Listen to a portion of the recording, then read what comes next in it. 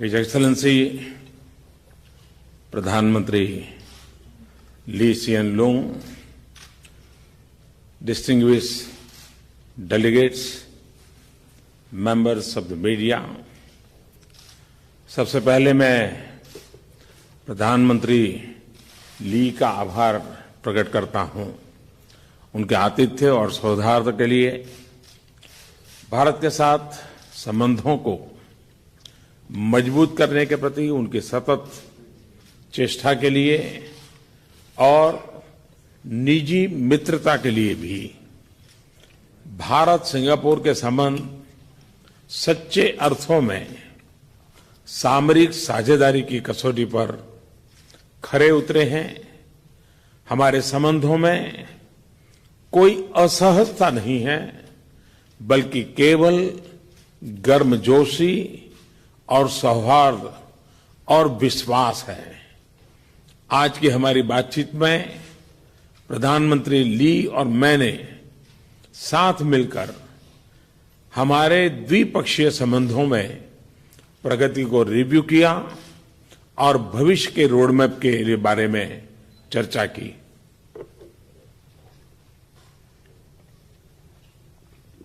His Excellency Prime Minister Lee Hsien Loong, distinguished delegates, members of the media. First of all, I'd like to express my gratitude to Prime Minister Lee for the warm welcome and the hospitality extended to me and to my delegation. Also, I'd like to express my gratitude that for strengthening relations with India, he has always made untiring efforts. And also, I would like to thank him for his personal friendship. I have to say that relations between India and Singapore, from the strategic point of view, have stood the test of time. Our relations are smooth and they are marked by warmth, cordiality and trust. In our discussions today, Prime Minister Lee and myself together, we not only reviewed the progress made in our bilateral relations, but we also discussed how to take these forward in the future. मुझे विशेष रूप से हमारे comprehensive economic cooperation agreement के दूसरे review के पूरा होने पर प्रसन्नता है, लेकिन हम दोनों इस बात पर सहमत है कि दूसरा रिव्यू हमारी मंजिल नहीं है, एक पड़ाव मात्र है। हमारे अधिकारी शीघ्र ही इस समझौते को और अपग्रेड करने पर सुधारने के लिए चर्चा शुरू करेंगे। I especially would like to express my happiness that we have been able to conclude successfully the second review of the Comprehensive Economic Cooperation Agreement. But both Prime Minister Lee and myself, we agreed that this is not just our target and our goal, but this is only a means to an end. And officials on both the sides will soon start discussing this agreement, how to upgrade it further and reform it, and these discussions will commence soon.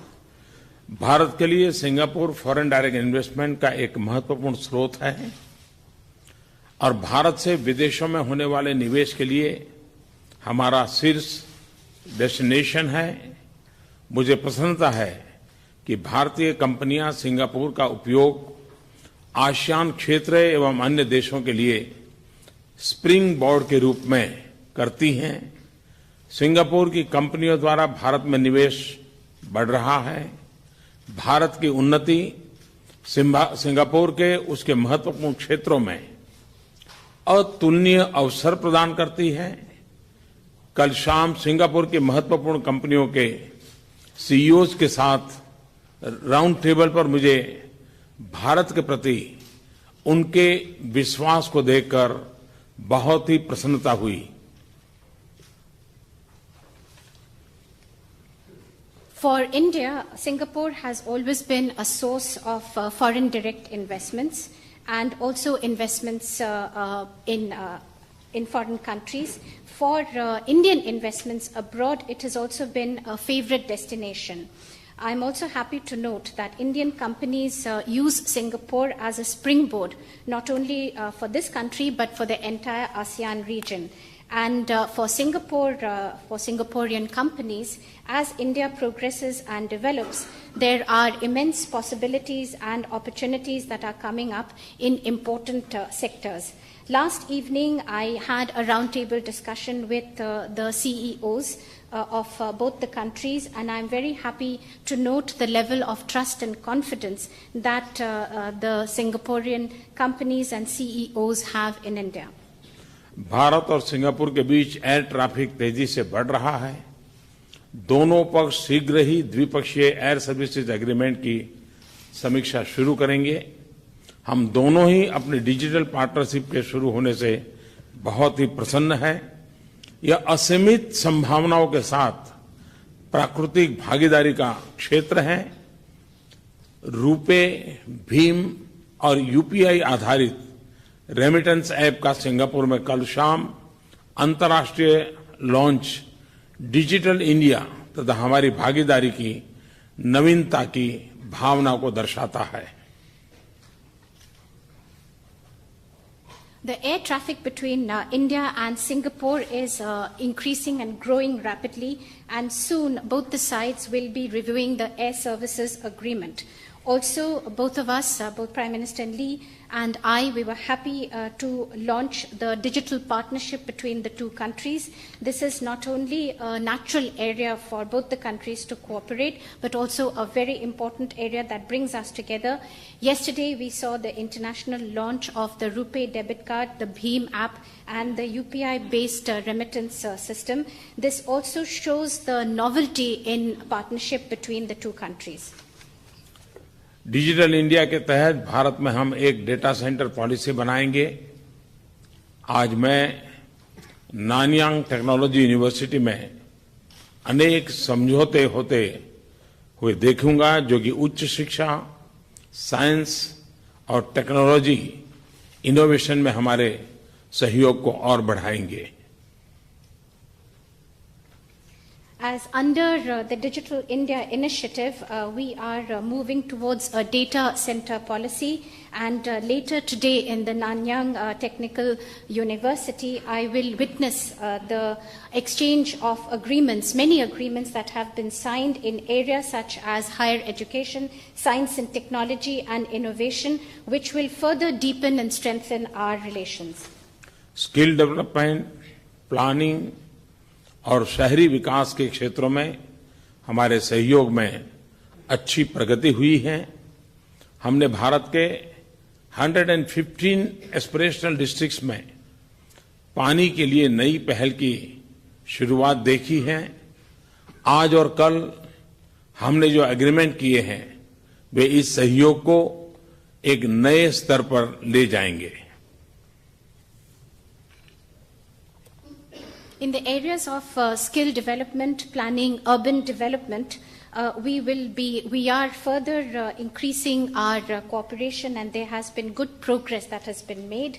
In 115 aspirational districts of India, we saw recently the launch of a new initiative, and in the agreements that were signed yesterday and today, this cooperation will be taken to newer heights. ये ग्रामीण क्षेत्रों सहित भारत के युवाओं को अंततः लाभ पहुंचाएंगे। हमने अपनी सामरिक साझेदारी में डिफेंस और सिक्योरिटी के महत्व पर जोर दिया है। इन संबंधों में लगातार वृद्धि का हम स्वागत करते हैं। सिम्बेक्स के 25वें वर्ष पर मैं भारत और सिंगापुर की नौसेनाओं को बधाई देता हूं।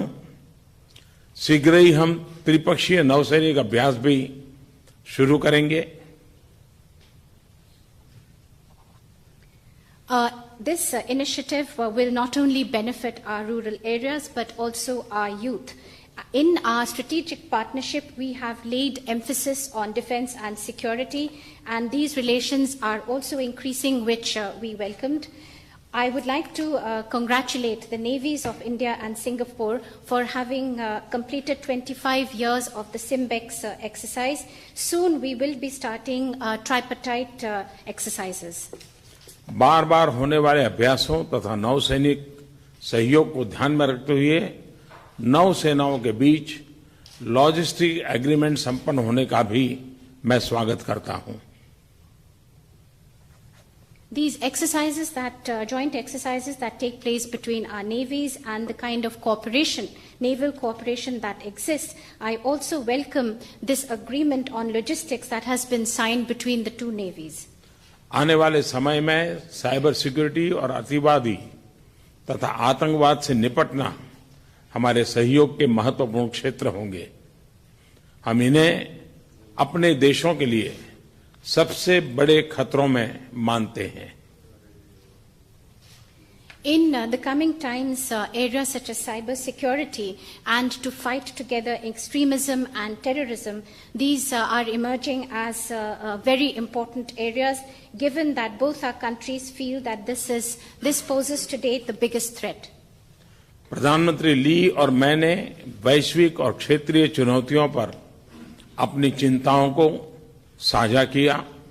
हम दोनों ने मैरीटाइम सिक्योरिटी पर अपने सैद्धांतिक विचारों की पुनः पुष्टि की और रूल बेस्ड ऑर्डर के प्रति अपनी प्रतिबद्धता दिखाई है। Prime Minister Lee and myself, we discussed both the global as well as regional challenges, and we shared our points of view. We also reiterated our principled stand as far as maritime security is concerned and our commitment to a rules-based order. हमने खुले, स्थिर और उचित अंतर्राष्ट्रीय trade regime को बनाए रखने की जरूरत पर भी सहमति व्यक्त की है। We also agreed for having an open, fair and transparent maritime trade and agreement in this area. मैंने आसियान के नेतृत्व वाले संस्थानों के माध्यम सहित आसियान यूनिटी के महत्व, उसकी केंद्रीयता व क्षेत्रीय स्थिरता को बढ़ाने की महत्व पर भी जोर दिया है। I also emphasized the various institutions of the ASEAN unity, the centrality of ASEAN for regional stability. मैंने आरसेप समझौते के शीघ्र होने के लिए भारत की दृढ़ प्रतिबद्धता के बारे में भी बताया तथा उचित, संतुलित तथा व्यापक एग्रीमेंट की आशा व्यक्त की। As far as the RCEP agreement is concerned, I reiterated our commitment for a speedy conclusion of the negotiations and to have a balanced, comprehensive and a fair agreement. आज शाम शांग्रीला डायलॉग में मैं Indo Pacific क्षेत्र में शांति और समृद्धि के प्रति भारत के दृष्टिकोण को यह अभिव्यक्त करना चाहता हूं। This evening at the Shangri-La Dialogue, I will put forth our point of view as far as peace and prosperity in the Indo-Pacific region are concerned. Shangri La dialogue में निमंत्रण के लिए मैं प्रधानमंत्री ली को धन्यवाद देना चाहता हूं। For this invitation to address the Shangri-La Dialogue, I would like to thank Prime Minister Lee. मैंने प्रधानमंत्री ली और उनकी पूरी टीम को सफलतापूर्वक लीडरशिप ट्रांजिशन के लिए अपनी शुभकामनाएं दी। I also conveyed my best wishes for the leadership transition to Prime Minister Lee and his entire team. मैं जानता हूं कि सिंगापुर के नए नेता अपनी शानदार विरासत को जारी रखेंगे और इस महान देश को जन सेवा की उसी भावना तथा परंपरा के साथ आगे ले जाएंगे। I know that the new leaders of Singapore will respect the rich heritage of this great country and the tradition of always putting importance on public service to the people. धन्यवाद, बहुत बहुत धन्यवाद। Thank you very much.